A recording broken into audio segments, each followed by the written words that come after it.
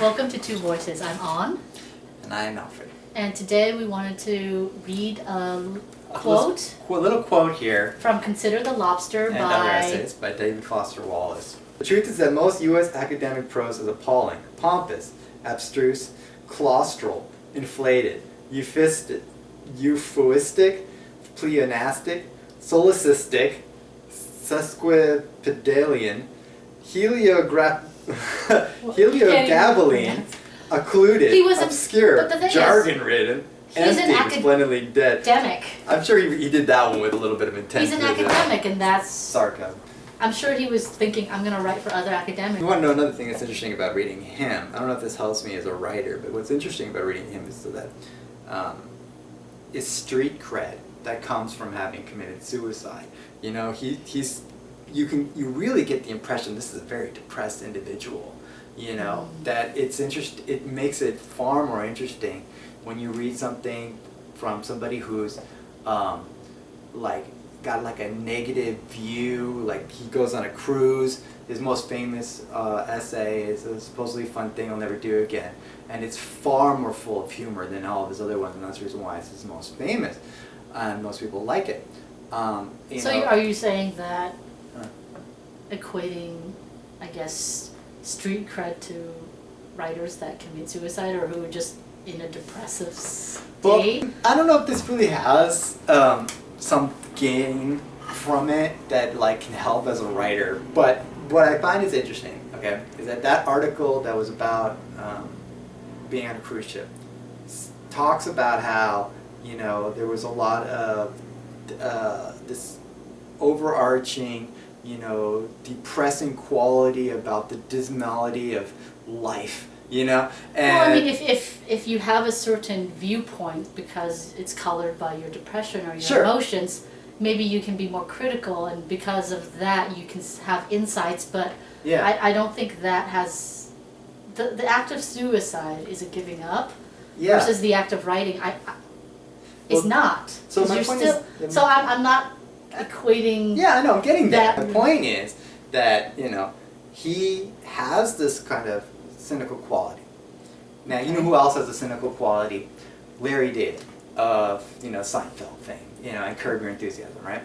But Larry David has not committed suicide. You know, he's also far more successful. Maybe that's part of it.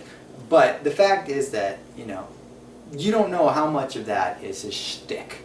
How much of it is that, like, you know, oh, I'm going to look at the negative parts of people and their behavior and, you know, the whole game of life, because that's where I find humor, and that's where I find my paycheck, and that's what people are responding to, so that's why I'm putting it out there. But you know what, normally I actually love puppies and flowers and sunny days, you know. I don't really think about this every minute of the day. Well, you read David Foster Wallace, and he talks about these negative things, and like, this is probably for sure how he feels, you know, when he's on a cruise and it's beautiful and he's looking out there, and it actually just makes him feel depressed and sad. And you're like, okay, that makes it more authentic. I can believe it. I don't always believe Larry David. I mean, I'm entertained, but I don't always believe that he's like that all the time. But why do you have to be like that? Because part of being a writer is stepping into... Yes, it's finding your own voice, but it's also stepping into other characters. Yeah. You know what I mean? Yeah. The characters that you've created. I like stepping into characters. I do. I like to step into characters, and I like to see people effectively do that. Maybe the reason he committed suicide is he couldn't step outside of his own box. And that's why he wasn't successful, because how can you communicate? Because isn't that part of what being a writer is? You're not just writing for yourself, you're writing to communicate, to reach out to an audience, to say something not just for yourself, but for them. And if you're David, you're in your head. Yeah. And yes, that can be very successful if people want to get in that space. Right. And he obviously was very intelligent, so within that space he had some insights. Yeah. But that's I think different from a successful writer who can communicate, who can then step out within their head and then step out of it and take on different voices in order to communicate something. Are you saying that the people who are better at communicating are also therefore better to get out of their head, and therefore if they're able to get out of their head more, they're more psychically healthy and less likely to do something as extreme as commit suicide? I would say that. Oh, it's interesting. Yes. It's a possibility. Because if you're so stuck in your own rut, and I do that all the time, I'm just like, I've fallen into this story or this character, and it's just like, it takes over.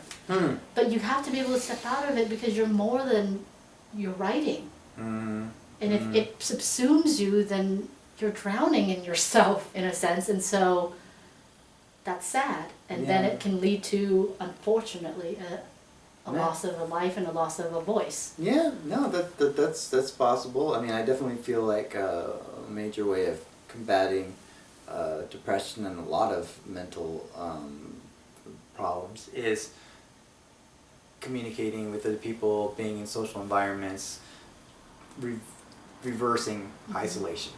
And that isolation is one way that people constantly have the same voice and not listening to other people and getting so esoteric you don't hear it. Another way is that maybe they are in the world, but they're not listening to other people. And and that could be because, you know, they're just inebriated or whatever, you know, and therefore they just, even though there is somebody talking to them, they're not really bringing it in. And that's another thing that could probably lead to essentially the depression and because the art and then is not stop. the art is not the person. You're more than that, and if you only identify yourself with that and hang your worth on whether you succeed or fail as a writer, or not even writing, or you fail or succeed at whatever career choice you're doing, that limits you, and that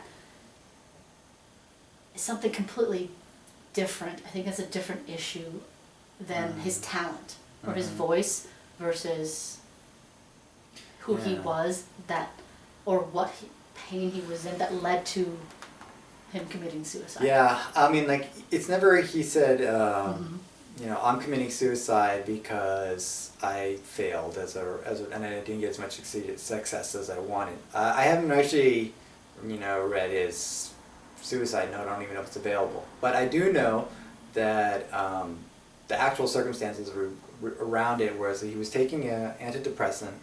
It was one of the old style MAOA inhibitors, you know, that like had a lot of side effects and complications to him. And he was taking it, and it was not working well in his like when it came to digestion, or it's not working well with his body. So he wanted to go off of it for a while, and so he did go off of it, and he was trying to keep in contact and saying everything was fine, but you know, I think some people missed some signs, and then he wasn't.